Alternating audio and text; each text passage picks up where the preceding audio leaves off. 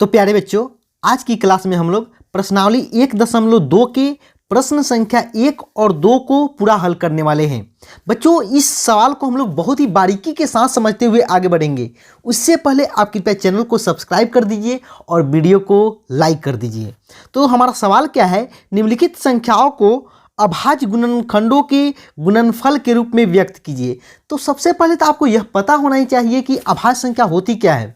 देखिए, वैसी संख्या जिसमें एक और स्वयं को छोड़कर किसी अन्य संख्या से पूरा पूरा भाग ना लगे। जैसे यह बताइए, 2 में इसमें तो 1 से पूरा पूरा भाग लग सकता है, 2 एकम 2, 1 2 ना 2 हो जाएगा, और 2 से भी पूरा पूरा भाग लग जा सकता है। लेकिन 1 और 2 के अलावा कोई ऐसी संख्या है, 1 और स्वयं 2 के अलावा कोई संख्या है जिसमें 2 से पूरा पूरा भाग लग जाए? तो वह कोई संख्या नहीं है जिसमें 2 से पूरा पूरा भाग लग जाए। तो इसलिए 2 क्या है? 2 एक अभाज्य संख्या है। उसी तरह 3 में तो 1 से पूरा पूरा भाग लग जाएगा, 3 से भी पूरा पूरा भाग लग जाएगा, और 1 और 3 के छोड़ के कोई संख्या बताइए जिससे कि इसमें पूरा पूरा भाग लग जाए? कोई संख्या नहीं है। तो 3 भी क्या है? एक अभाज्य संख्या है।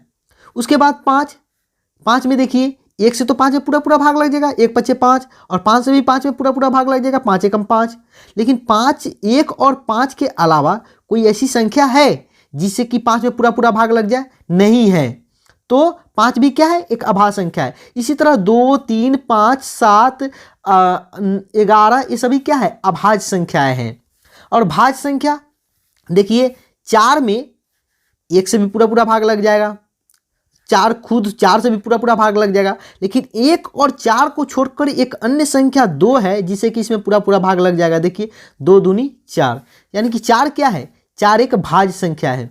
उसी तरह 6 एक भाज्य संख्या है। 6 में 1 और 6 को छोड़कर 2 से भी 6 में पूरा पूरा भाग लग जाएगा, और 3 से भी पूरा पूरा भाग लग जाएगा। उसी तरह 8 भी एक भाज्य संख्या है, 9 भी एक भाज्य संख्या है। तो आप क्या देखें कि 2 3 5 7 ये सभी क्या है? अभाज्य संख्या है। और 4 6 8 9 ये सभी क्या है? भाज्य संख्या है। सबसे छोटी अभाज्य संख्या क्या होती है? 2 होती है। और सबसे छोटी भाज्य संख्या क्या होती है? 4 होती है। आपके ऑब्जेक्टिव में पूछे जा सकते हैं। लेकिन हमने तो एक के बारे में बात ही नहीं किया। एक में एक क्या है? आपको लगेगा कि एक तो अभाज्य संख्या हुआ। कैसे? क्योंकि 1 से तो 1 और स्वयं 1 को छोड़कर किसी अन्य संख्या से भाग नहीं लग रहा, इसलिए एक अभाज्य संख्या है। लेकिन यह गलत बात है। एक अभाज्य संख्या नहीं है और न ही भाज्य संख्या है। एक न भाज्य है और न ही अभाज्य है, न भाज्य है न ही अभाज्य। समझे? तो आप जान गए कि भाज्य संख्या क्या है, अभाज्य संख्या क्या है, और एक कैसी संख्या, एक नहीं भाज्य है और नहीं अभाज्य है। तो चलिए हम लोग इस सवाल को करते हैं। तो जो सबसे पहला सवाल है कि 140 का हमें अभाज्य गुणनखंड करना है। तो 140 का अभाज्य गुणनखंड कैसे करेंगे? देखिए, यहाँ पे 140 में तो आपको स्पष्ट दिख रहा होगा कि 4 से भी पूरा पूरा भाग लग जाएगा, 10 से भी। लेकिन हमको 4 से या 10 से इन सब सी संख्याओं से नहीं लगाना है, या 8 से तो नहीं लगेगा।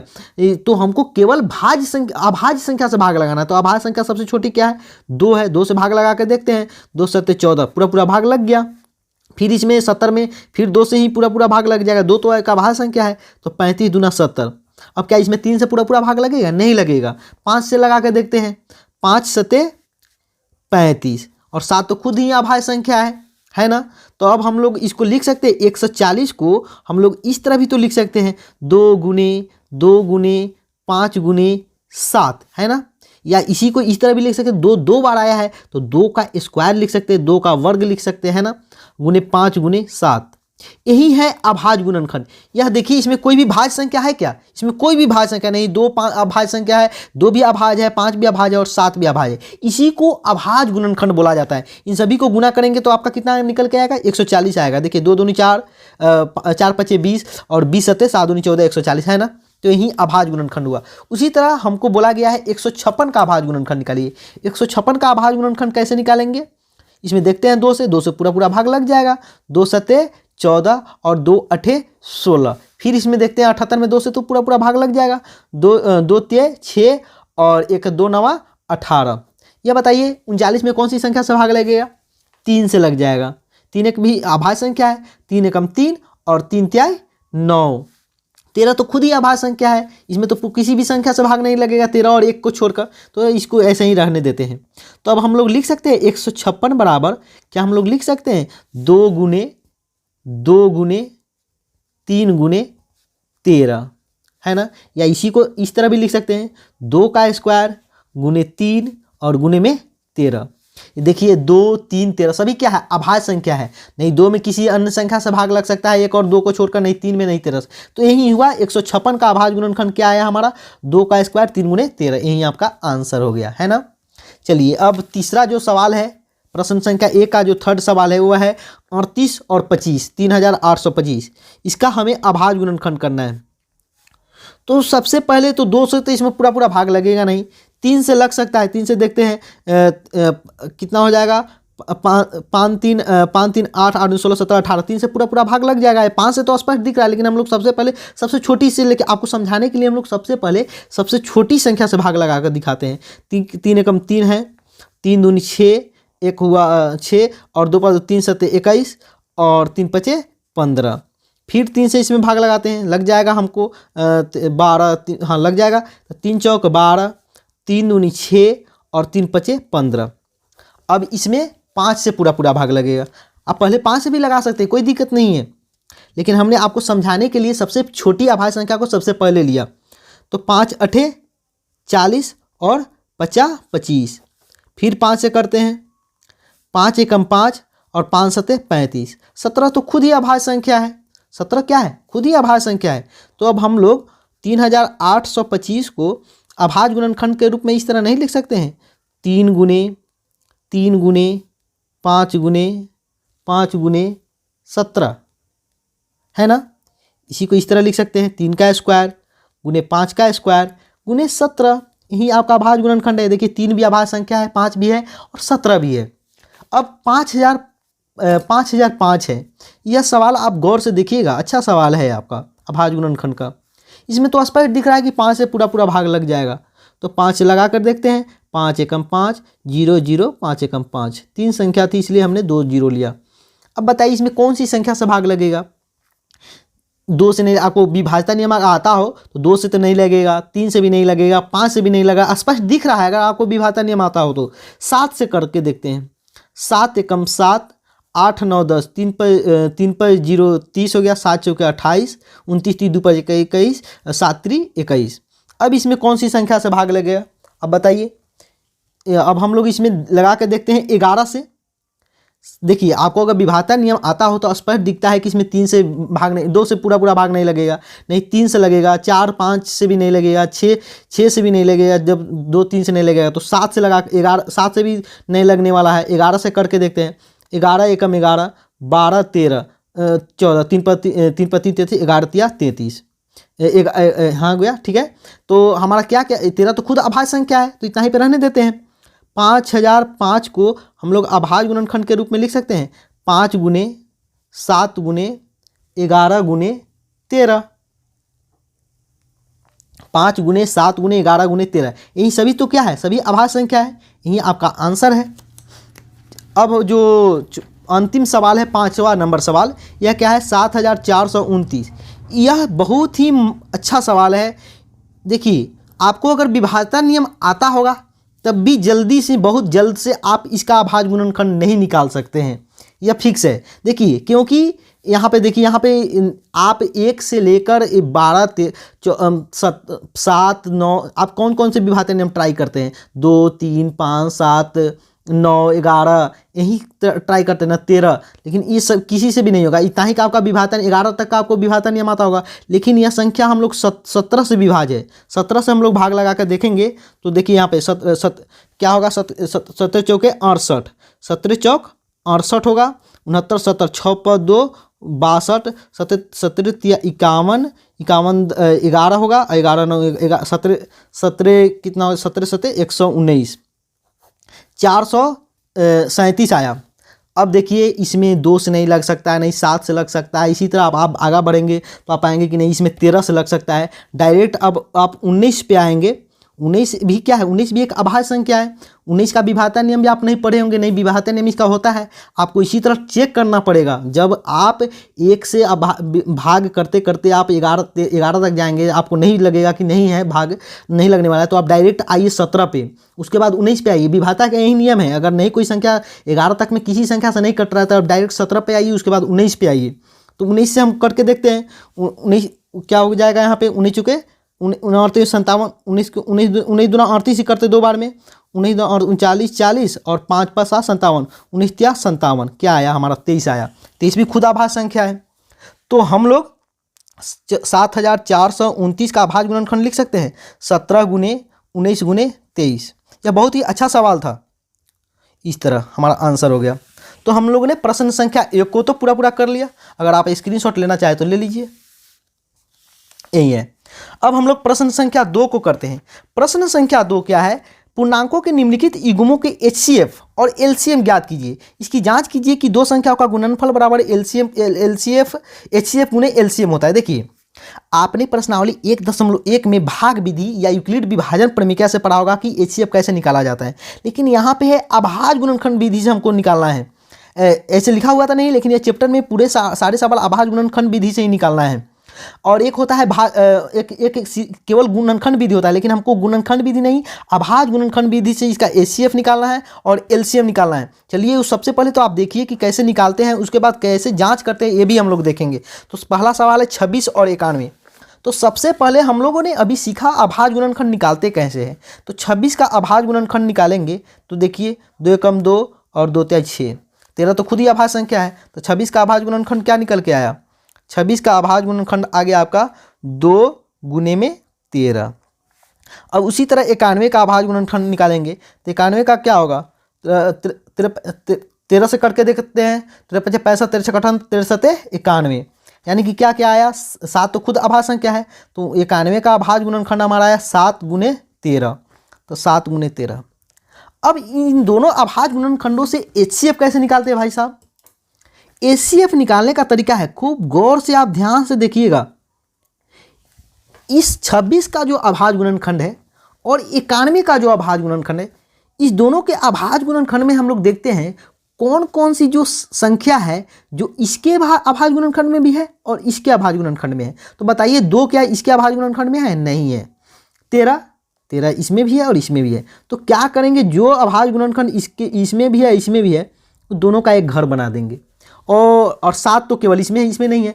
तो जो 13 है, 13 आपका क्या हो गया? HCF आ गया। क्या आ गया?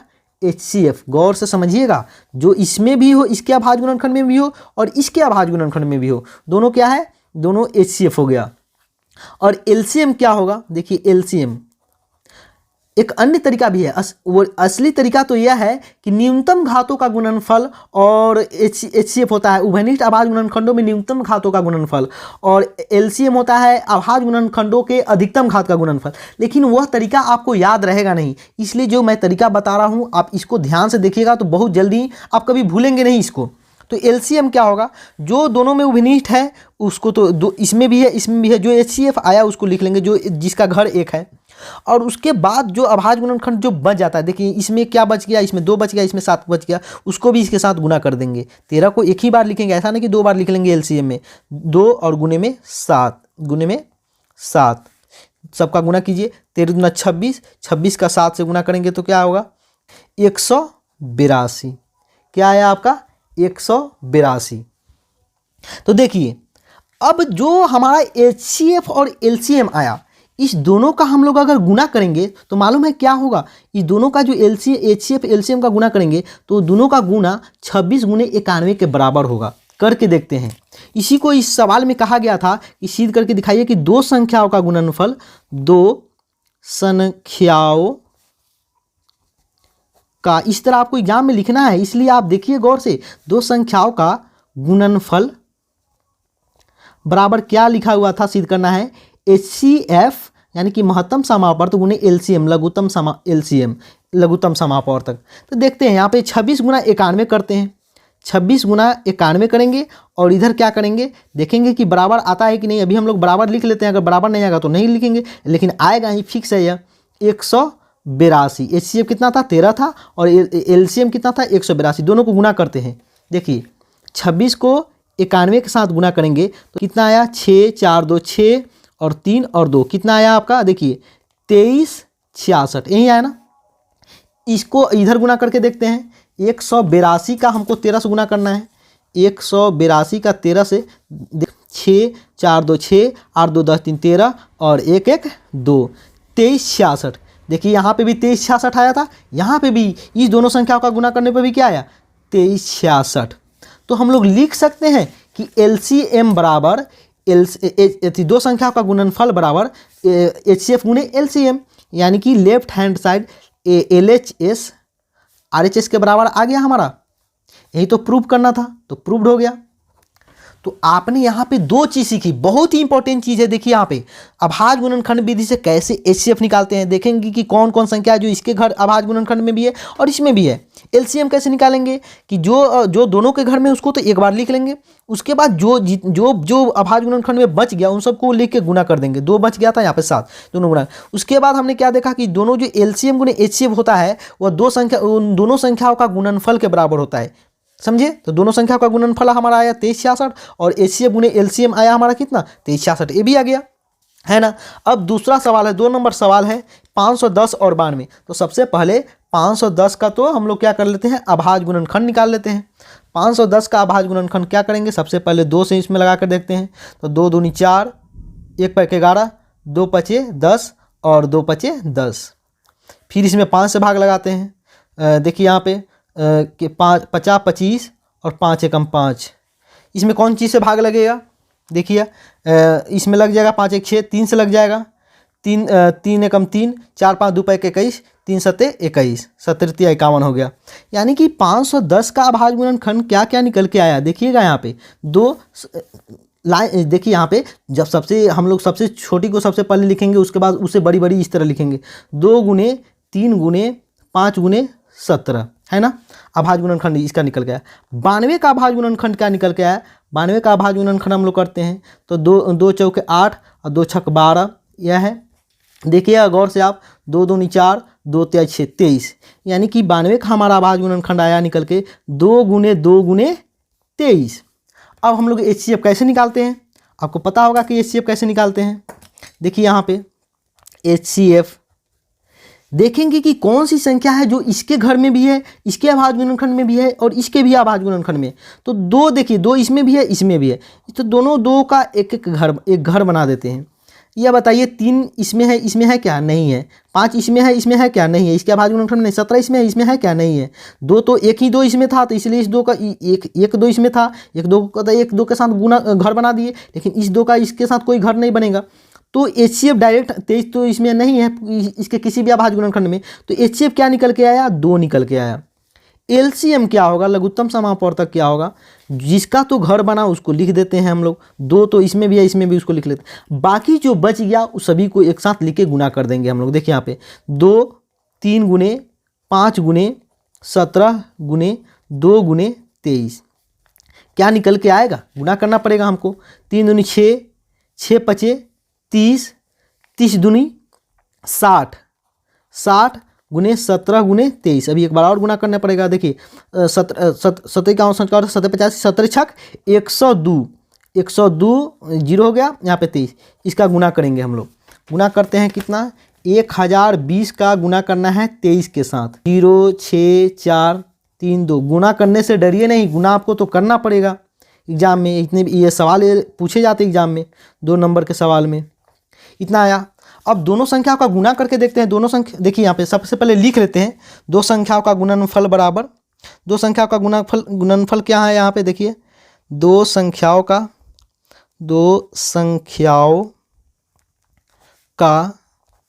गुणनफल हम लोग जानते हैं क्या होता है। 2 संख्याओं का गुणनफल क्या होता है, HCF गुणे LCM के बराबर होता है, LCM के बराबर होता है।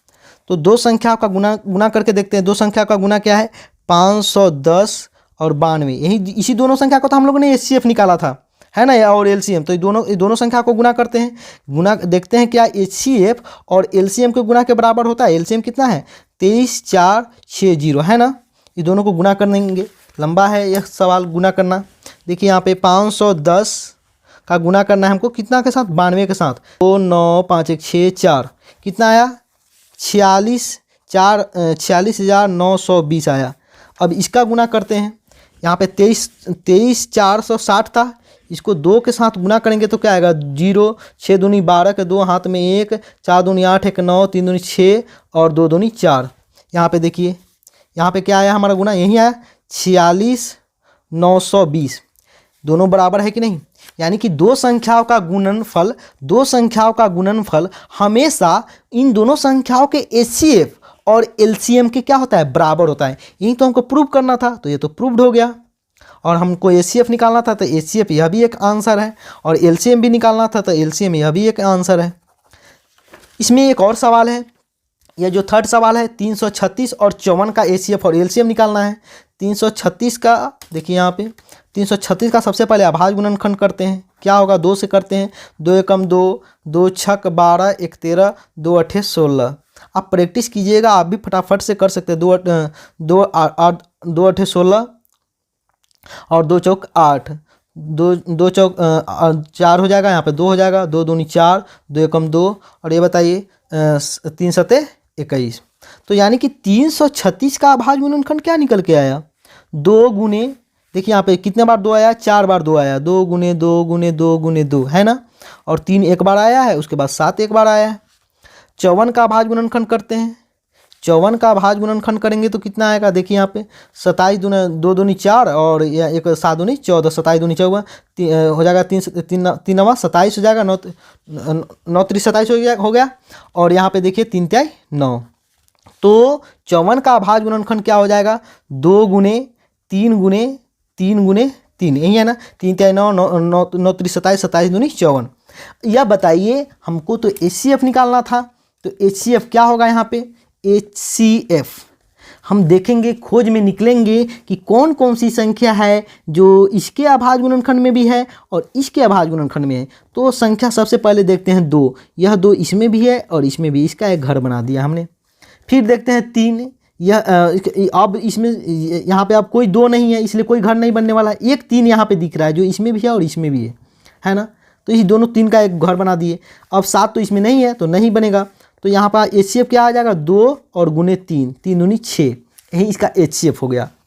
एलसीएम क्या होगा, एलसीएम क्या होगा, लघुत्तम समापवर्तक क्या होगा। देखिए यहाँ पे घर किसका किसका बना है, एक 2 का बना है और एक 3 का बना है। बाकी जो बच गया सबका गुना कर दीजिए। बाकी क्या बच गया आपका, 2 गुने 2 गुने 2 गुने 7 गुने 3 गुने 3, इन सभी का गुना कर देंगे हम लोग। गुना करते हैं, 3 दूनी, देखिए यहाँ पे 3 दूनी 6, 6 दूने 12, 12 दूना 24, 24 दूना 48, कितना आया 48। यहाँ पे देखिए 48 होगा, यहाँ पे 3 तिहाई 9, 9 सते 63। 48 और 63 का गुना कर लीजिए आप। 48 और 63 का गुना करेंगे तो क्या आएगा, 4 8 4 12, 8 1 9, 1 10, 2 1 3, कितना आया 3024 आया। अब लेकिन अभी हमारा काम समाप्त नहीं हुआ है, अभी हमें यह सिद्ध करके दिखाना है कि क्या दो संख्याओं का, इन दोनों संख्याओं का गुणनफल क्या उनके एचसीएफ और एलसीएम के बराबर है। तो करके देखते हैं। 336 गुने 54 क्या 48, यहाँ पे देखिए एचसीएफ कितना था, एचसीएफ है हमारा, एचसीएफ गुने एलसीएम करके देखना है। एलसीएम दो संख्याओं का गुणनफल, दो संख्याओं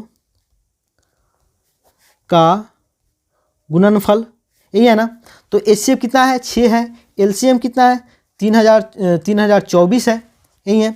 या क्या इस दोनों का गुना इस दोनों के गुना के बराबर आता है, करके आप देखेंगे तो एकदम फिक्स है कि आ जाएगा। हम करते हैं, देखिए यहाँ पे 3 3 6 गुने 54 करके देखते हैं कितना आता है। 4 4 8 9 10 11, 6 1 7 1 8 और 1 कितना आया 18। देखिए यहाँ पे 18 1 4 4 आया। क्या यह इतना के बराबर है। 3 0 2 4 गुने 6 करके देखते हैं। 6 चौक 24, 4 हाथ में 2, 6 दूने 12 13 14, 4 हाथ में 1, 6 में 0 से 0 1 1 6 3 18। देखिए कितना आया 18 1 4 4। LHS तो RHS के बराबर आ गया। हमने यहाँ पे लिखा था कि नहीं, यहाँ पे भी लिख देना चाहिए था हमको कि LHS बराबर RHS, है ना। इसी तरह यहाँ पे भी लिख देंगे LHS बराबर RHS प्रूव्ड, है ना। यहाँ पे भी 18 144 आया, यहाँ पे भी 18 144 आया। इस तरह हम लोग ने प्रश्नावली 1.1 के प्रश्न संख्या 1 और 2 को पूरा हल कर लिया। अब हम लोग अगले नेक्स्ट वीडियो में हम लोग प्रश्न संख्या 3 4 5 6 7 ये सभी बहुत ही आसान सवाल है, इससे भी आसान सवाल है, इनको हम लोग हल करेंगे। तो यदि आपको वीडियो पसंद आया हो तो आप चैनल को ज़रूर ही सब्सक्राइब कर दीजिए, क्योंकि यह चैनल बिल्कुल न्यू है। और आप अपने दोस्तों तक भी इस वीडियो को फैला दीजिए। Thank you.